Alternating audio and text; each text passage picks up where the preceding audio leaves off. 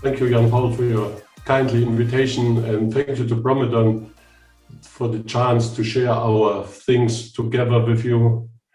I'm still lucky that Professor Couson started in this lecture with all these points, what could be a nice future for pelvic organ prolapse treatment with uterus, without uterus, and I will follow on this theme. We want to discuss this point: is a hysterectomy necessary for a treatment of pelvic organ prolapse? What is the role of the uterus? And I think I will repeat all these important points that we need a restoration of the apical segment for the vagina. This is our magical point for a good solution of pelvic organ prolapse. I will show you some data from our own experiences in Erfurt with the bilateral anterior subcuspinous hysterectomy. And I will have to share some videos with you for our daily experiences with this splendid procedure. What is a nice way? What are some tips and tricks? And I think it could be interesting for you. We also have heard about this thing. It's not only in Germany, like in these drawings, you know that in the whole Europe, in the whole world, the number of hysterectomies are decreasing and decreasing. We have a lot of diseases. There is no need to remove the whole uterus. Markus Hübner from our German group has a nice publication in the last year in the German group, shows that we have in the last years a real big decreasing of the number of hysterectomy and also the number of incontinence procedures. This is a point we have to discuss about. I think decreasing of hysterectomy, this is believable, because we know that a lot of gynecology diseases are healing without hysterectomy, and it's not only COVID. I think it's the long-term discussion about FDA warning that we have also in decreasing of prolapse and incontinence procedures in Germany. I already told you that we still have in Germany the big privilege to have a free entrance to use measures from abdominally, vaginally. There is no limitation. We have, of course, a big discussion about these FDA warnings, but you know that in Germany, these vaginal surgeons are well experienced in these techniques, and that's why this is not really a political theme at the moment. The question is why we need a hysterectomy in case of pelvic organ prolapse. We know that a simple hysterectomy, this is not the real correction of this causal structural deficit. We use, for example, in a big prolapse, if you want to make a hysterectomy, you have a lot of chances to make additional injuries with urethra, with the bleedings, what else? You have de novo risk situation with incontinence, bladder dysfunction. You get a quick recurrence if you have not a real prolapse hysterectomy, if you use only the normal simple hysterectomy. And we have a big discussion about this long time. And you have to know that if I do during prolapse surgery an additional hysterectomy, I get more money from the insurance company. I get an additional 1,000 euros. And this could also sometimes an argument to say, okay, I remove the uterus. The big questions, and this is what we have to discuss with our patients in daily clinical life.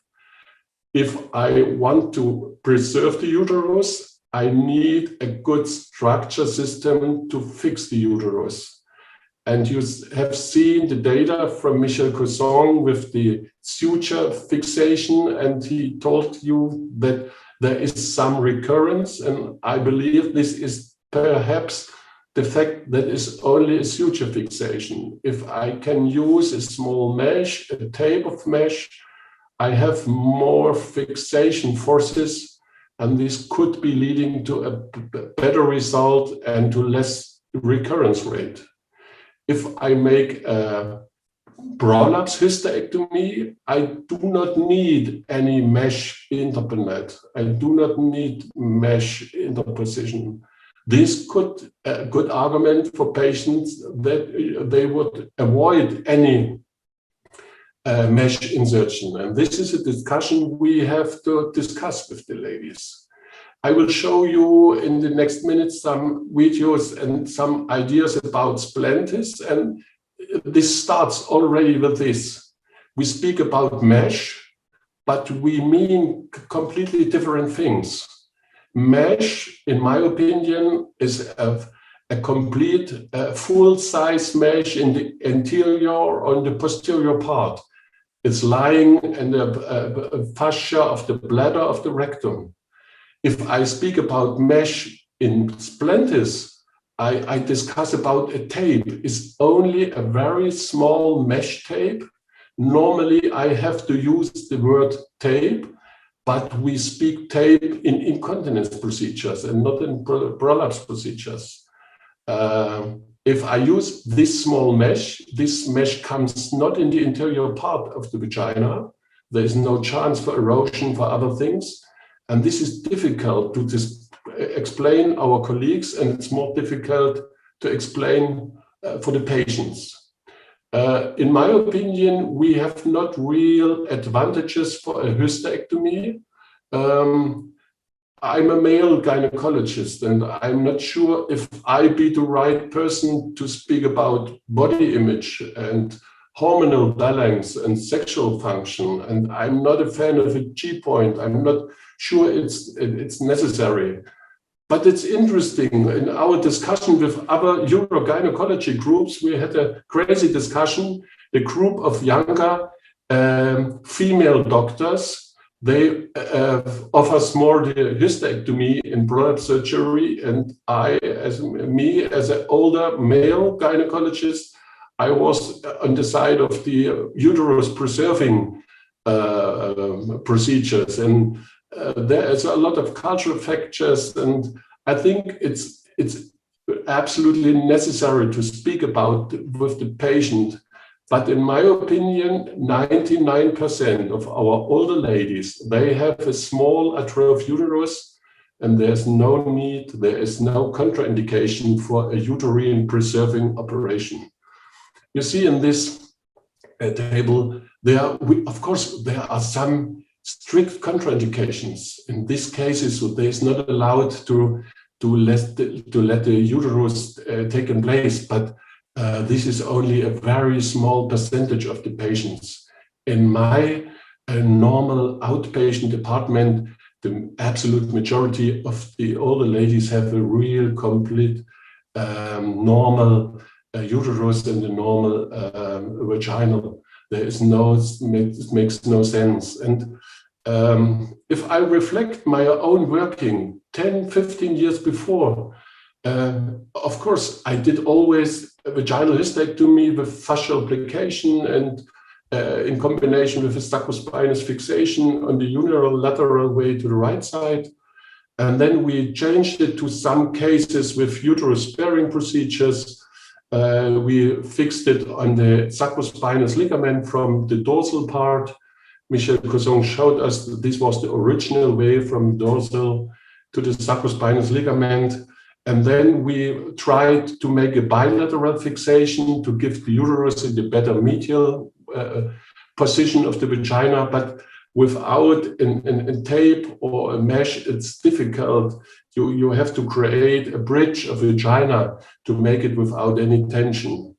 And of course, we have in Germany, like in these other countries, a big development to laparoscopic surgery. The only sexy surgery for the most of our colleagues are laparoscopic way. And I have to say for my own, I have a chance for 1 year to make Da Vinci surgery with robotic surgery. And it's nice. It's completely overwhelming to see what's possible. And that's why it's difficult to find the right way. But come back to my patients. the majority of my patients are older and show some of beginning of impairment of healthy conditions. And I have to ask me, why should I remove a prolapse small intact uterus? Where is the need for this? It needs more time, it's more dangerous, it gives more morbidity. And if the results are better, I do not know. It gives a longer positive effect, I do not know. That what I want is a safe, quick procedure, and it's the vaginal procedure. And I think if I have the chance to fix the uterus in a good physiological way, it should be for me the right point.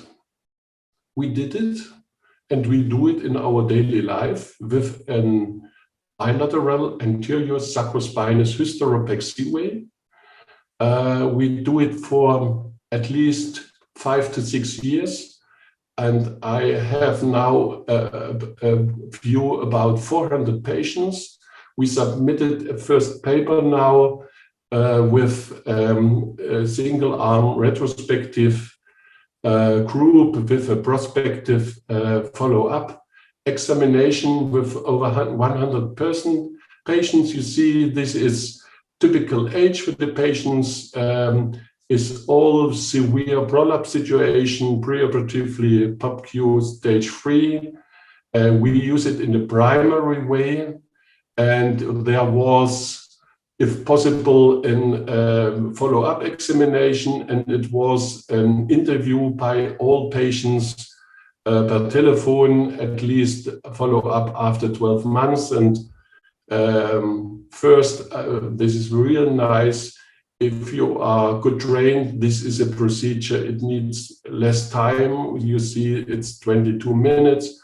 We had no intraoperative complication. We had no one case with a bladder lesion. What else? We had some cases in the big group of 400 cases with a ureter kinking in case of severe cystocele. If you make a fascia application of the big cystocele, it could be given a kinking of the ureter, and then you have hydronephrosis and you have to correct this.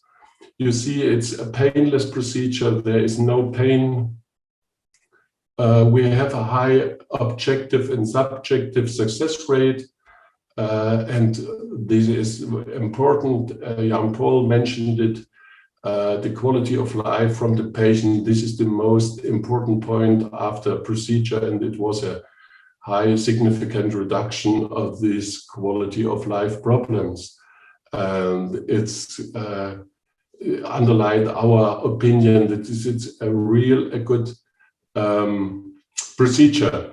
It's not a big number to make a real high scientific work, but it shows you that it works very nice. We have no mesh explosion. We have a high erosion-free survival.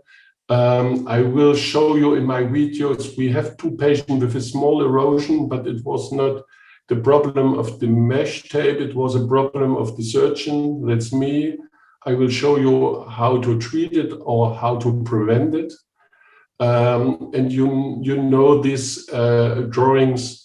You see, it was in the absolutely majority for all of the patients a better result after procedure. It was no worsening.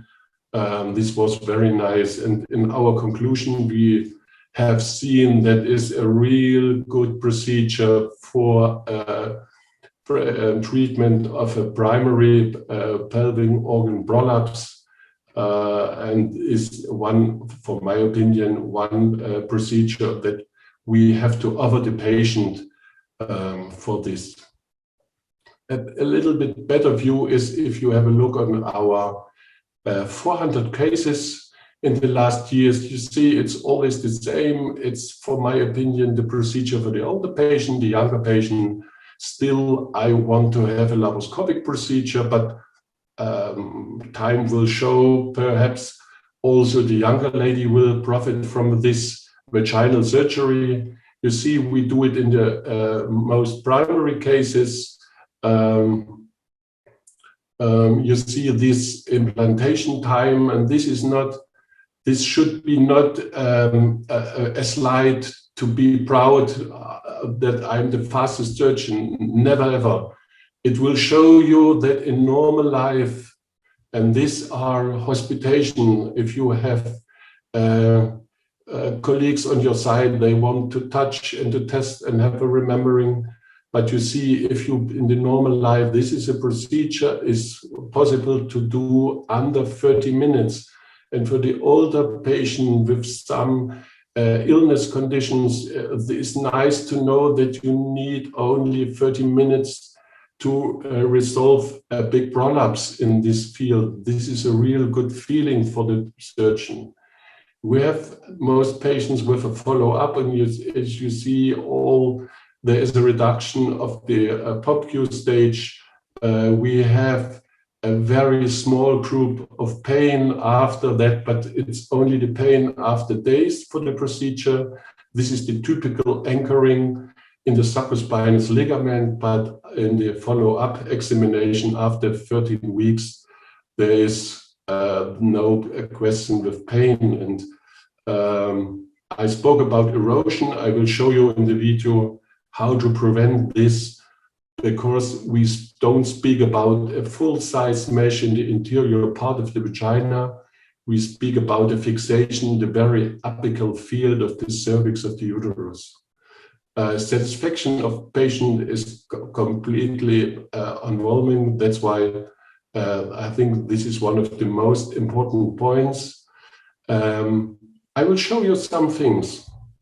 We spoke about anterior and posterior part. Michel showed us very nice that the anterior part, anterior entrance to the sacrospinous ligament leads to a better physiological examination. But some other practical points, have a look for this left picture. If I fix my tape on the posterior part, and this posterior part of the sling goes to the sacrospinous ligament, what happens? The portion of the uterus goes dorsally. And the colleague outside who have to make the pap smear after this procedure, he is very angry because normally he wants to remove the uterus, and he gets the patient back with uterus, and there is no chance for pap smear examination for colposcopy, because this dorsal application leads to an anchoring of the portion in dorsal way, and you have no chance to see it. This is the first disadvantage. And the second is, if you fix it from the dorsal point, these forces from the tape goes posteriorly, and the portion of the uterus goes anteriorly. That means this is not strong enough. This could be given recurrences. This is no doubt that it could happen. If you come from anteriorly and this tape goes this way, you have two big advantages. First, the youngest colleague is able to make pap smear examination because this portion looks you in front, eye to eye. There is no dorsal anchoring. First, and second, the tape gives the forces deeply to posterior way, and the portion wants to go anteriorly, but there is the tape on the top. And that's why this could be a good explanation for the fantastic results with no recurrences, because this anterior way gives the better physiological vaginal access. There is one disadvantage for this. The way to the sacrospinous ligament is longer. And if I have a look for my finger, I have a size 7.5. This is easy to reach the sacrospinous ligament. It could be with a size of 6 that the length of my finger is not enough to reach from anteriorly to sacrospinous ligament. But we will discuss about this. We have in the lecture of Michel a discussion about dissection of cystocele, and we do it in the same way how he showed us.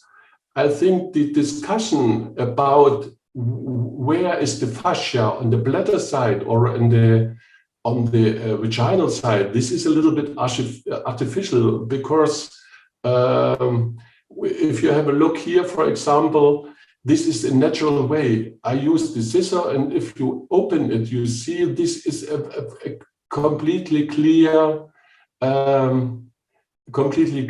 area. There is no chance to go more thinner or more deeper. This is, for my opinion, complete safe. We dissect the cystocele. You see, we prepare our area for fixation of this tape. This is nice. How to access the sacrospinous ligament? We all started to open this lateral way with a big finger movement. This was one of the favorite movements of the finger, from anterior complete to dorsal. And this is stupid because it only gives bleeding. There is no need. And that's why we go very bluntly with only one finger directly above of the bladder pillars to the paravesical space, to the sacrospinous ligament, to this ischial spine, and then to the sacrospinous ligament. And in the end, we only dissect a 2 centimeter area from the spine to the sacrospinous ligament. You will see it here, very nice. I only use one finger. I know exactly where my ischial spine is. It's ever in the same place. And I only open the space with one finger. The tip of my finger is moving the tissue from the pelvic wall away, and it's only one single movement. I'm falling on this ischial spine, and then I reach the ischial spine. I only give with my finger caudally to the medial point of the sacrospinous ligament, 2 centimeters. I need this difference. You know, if you make a fixation near the ischial spine, you have some neurological problems. That's why you need this place between ischial spine and the fixation point of 1.5 or 2 centimeters. And it's the same here. And this is not cut in this video. You see, this is easy done in less than 1 minute. You go with your finger directly straight to the ischial spine. And then you go to the medially 2 centimeters on the sacrospinous ligament. The sacrospinous ligament is like a mountain. I always tell this is a mountain, and I make this place free from tissue. And then I go with this introducer inside, and I think this introducer, the TAS introducer from Promethrin, is the smallest on the market. That means one finger and additional a half finger. This is the introducer. It's enough for space. There is no need to create a big hole. You only need a small opening for your own finger and this small introducer, and you can feel the sacrospinous ligament. And there is no need to go around with a suture or to go back. This is too dangerous. With this small anchor, you go on the top of the sacrospinous ligament. This is completely easy and safe. We have no single case of a big bleeding because there is a real free area without vessels. You push the tissue from the ligament with your finger, you go laterally with the introducer to the ligament, and you stitch this anchor in the ligament that it's not longer palpable. Well, we have to see it here. You see, I started on the left side. I go with my finger. I go with my finger on the ischial spine. I come with the introducer laterally. Then the finger goes medially. There is a space of 2 centimeters. I protect the rectum with my finger. There is no chance to give a lesion of the rectum. I have to puncture my finger if I will touch the rectum. And I stitch this anchor like I want to stitch it in the operation table. And it's easy. And then I have a real strong fixation with a very small entrance. And we do it on the right side in the same way. The finger is on the ischial spine. The introducer comes from the lateral way. We move with the finger and the introducer to the sacrospinous ligament. There's a distance of 2 centimeters, and I stitch the anchor from above in the sacrospinous ligament. And this anchor fixation is strong and absolutely safe because there is no need to go behind the sacrospinous ligament. There is no need to touch this dangerous area. And normally I can move the patient from the operation table if I stitch it. Okay, next point is to fix this small splendid tape on the apical point in the interior part of the cervix. We have seen that I have made a bigger distance that I can fix this mesh. And important is to have a safety zone here on the entrance part. If the mesh is too distal and comes in this direction, it could be given erosions. That's why I need a little bit more space to be safe inside. And then this is the only contact, the mesh with the tissue, the only contact is mesh contact with cervix, not with the vagina. I use Edipon sutures, non-sorbable sutures for a strong fixation, and then I have the perfect situation. I have a strong fixation with suture on the sacrospinous ligament, and I have a strong fixation the tape with the cervix. I use 2 or 3 stitches, and if I be careful to have a safety zone here in this area, there is no chance to have an erosion. And in the beginning of this procedure, I was not real careful enough. And in 2 or 3 cases, we had some small erosions of the suture.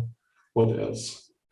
Next important point is, if I have the chance to use this mesh, and not only the suture, the company has prepared some holes for perhaps some scientific work.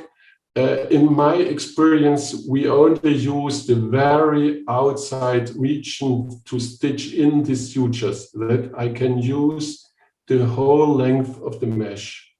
I want to avoid that is not tension-free, this fixation, and that's why I change it not. I do not measurement of the vagina. I always use the very external part of this tape to come in with these sutures to avoid a too tight fixation.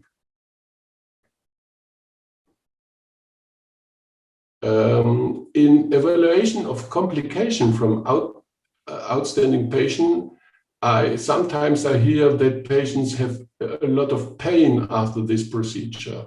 And if I do a vaginal examination, I can feel this painful, strong tape, because the colleagues are going not in the external part, they use a very thinner innerwards fixation, and this could be leading to a not tension-free position of the tape. That's why be careful only outside. It looks sometimes a little bit too much tension-free on the first look, but it's in the absolutely most cases complete okay. Now I note the sutures. I can use the note pusher.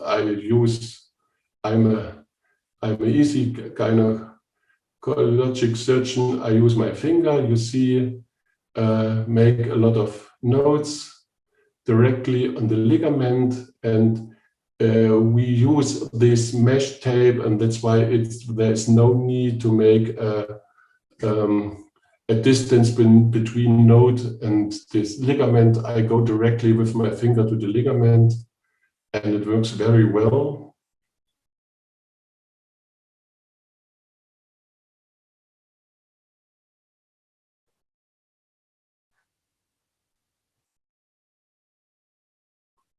And you see there is no any time-consuming step. This video could be in an original way, not real longer.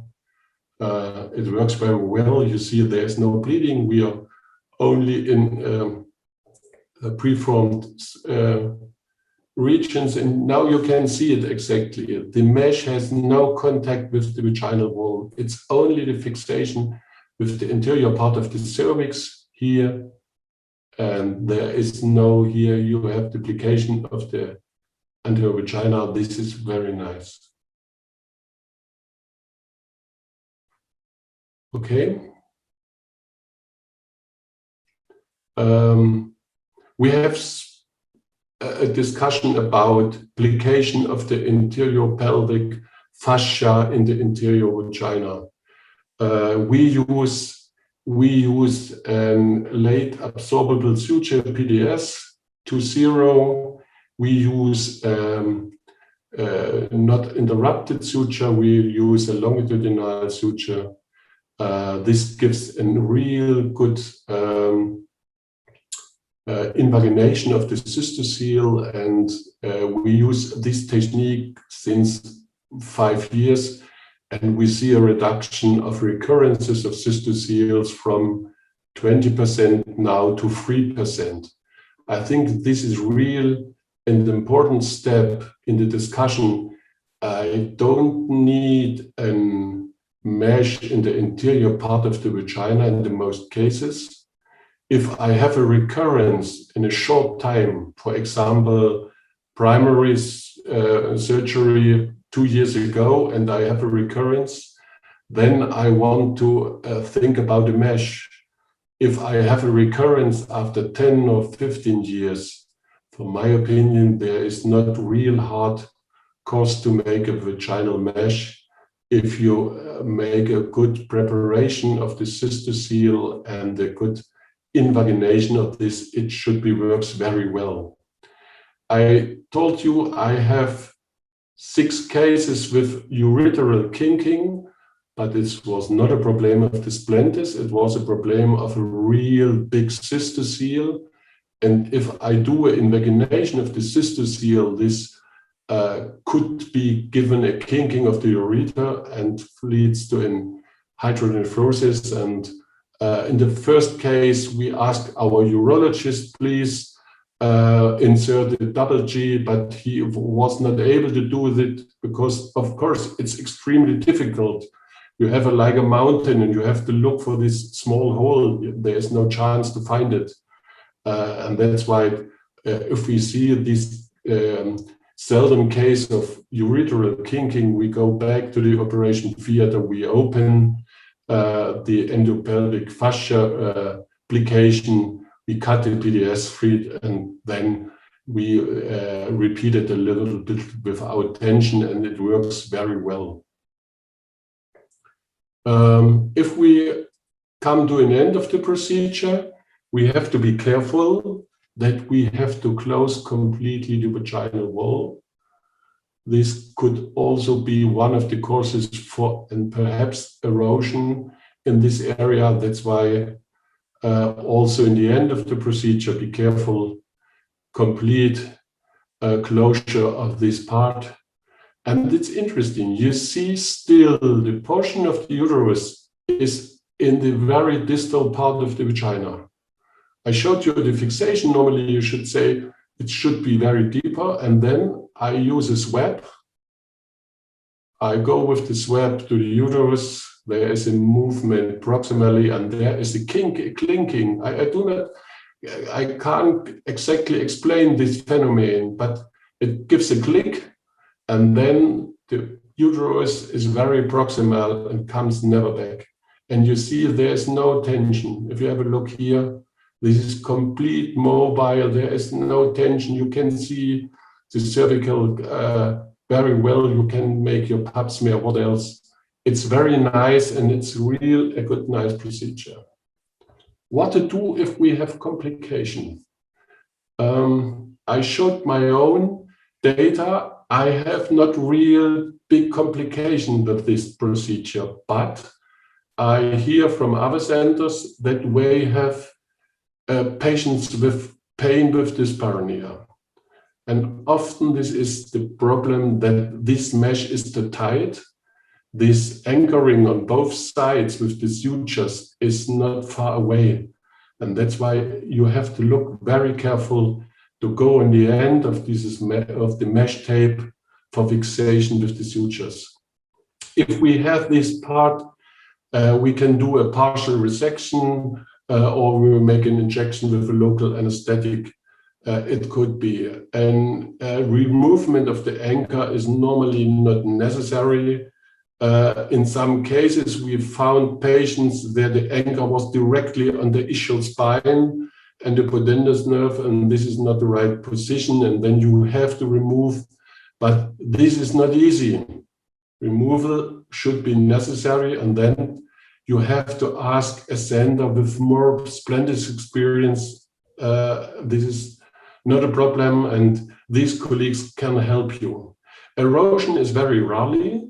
If you be safe that you fix the mesh not on the border of the cervix, then you can prevent this erosion and recurrence. I have now seen an apical recurrence in this anterior entrance. In the beginning of the procedure, we started with posterior entrance to the sacrospinous ligament. We fixed the mesh on the posterior part of the uterus. And in this way, I have seen some recurrences. We changed it completely to an anterior approach. And with this anterior approach, we have no single apical recurrence with the uterus. And we have in small cases an recurrent cystocele, but it's under 2%. And in this situation, we have to discuss, for example, to use a mesh in the full size. In the beginning of my surgeon career, I was trained to do in every case posterior colporaphy. It was normal. Now I reflect me very well, and this additional is very seldom. We often see very small rectoceles without any problems.